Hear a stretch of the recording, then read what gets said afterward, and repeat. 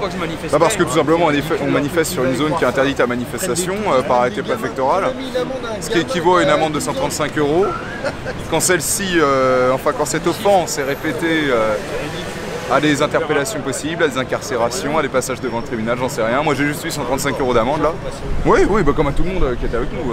J'ai pas eu droit à un traitement particulier par rapport aux autres, je vois pas pourquoi d'ailleurs. Mais bon, c'est comme ça que la République marche si tu veux. Le problème c'est que cette... Enfin, à moins que je me trompe, c'est totalement anticonstitutionnel. Parce qu'une manifestation, si elle n'est pas déclarée en préfecture, n'est pas rendue automatiquement illégale. Alors là, c'est un cas un peu particulier puisque on est interdit de manifester sur cette artère des Champs-Élysées par un arrêté préfectoral. Donc dans la République, il nous explique que finalement le droit de manifester est un droit cardinal, soi-disant d'après les valeurs républicaines. On interdit des zones entières à la manifestation, et quand on dépose des manifestations en préfecture, on en donne des cortèges volontairement très longs, parfois jusqu'à 35 km. Comme ça, tout le monde est esselé à la fin de la marche et est inopérant. Il pense qu'un truc, c'est aller au bistrot ou rentrer chez lui.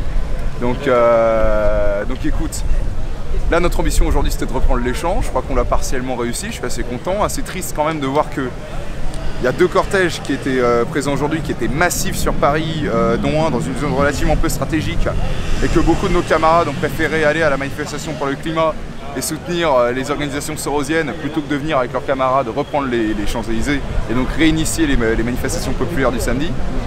Assez déçu de ce point de vue-là, il faut quand même se rendre compte qu'on a été très nombreux aujourd'hui sur les champs, quoi qu'on en dise, malgré les difficultés à se rassembler, malgré les difficultés à rester en cohésion. Les flics ont quand même très bien joué le jeu, le dispositif était assez impressionnant comparé aux semaines précédentes. On a pas mal cavalé là depuis ce matin, c'est pour ça que je te parle honnêtement, mais je suis crevé, je suis vidé depuis 10h30 là, on cavale à peu près partout. 135 € ou pas, interdit préfectoral ou pas, mon cul sur la commode, on continuera à manifester ici, on ne s'arrêtera pas et on n'arrêtera jamais tant que ce gouvernement restera en place, tant qu'on n'écoutera pas nos revendications de façon légitime,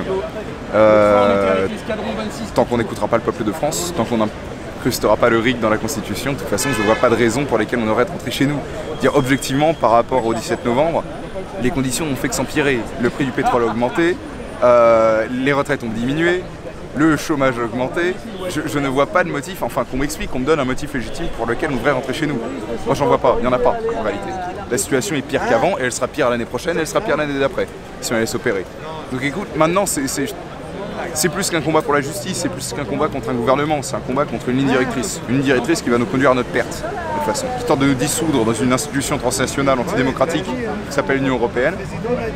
C'est la voie de la Macronie, pour nous intégrer dans un gouvernement mondial. Moi, hors de question de toute façon. C'est ça ou rien.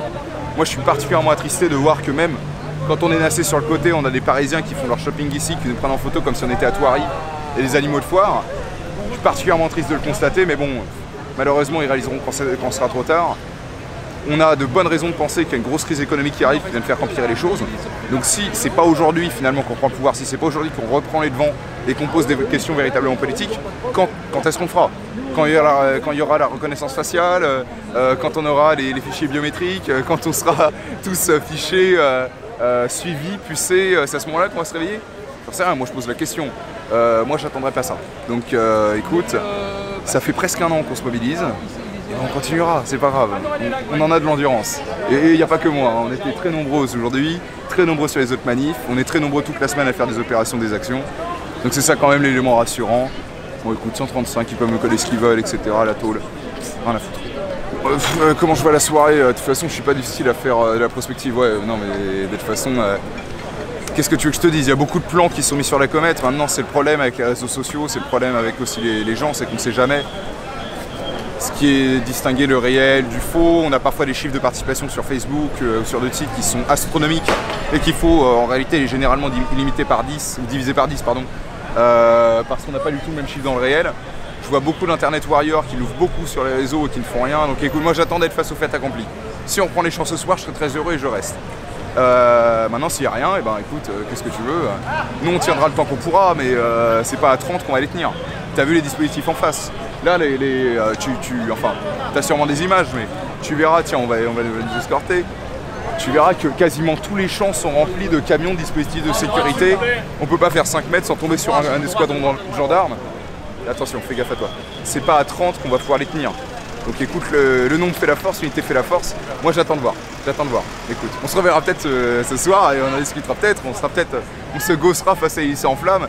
J'en sais rien, l'histoire est une affaire parfois de détails de quelques minutes. Qu'est-ce que tu veux? Je fais pas de plan. Toi tu peux diriger.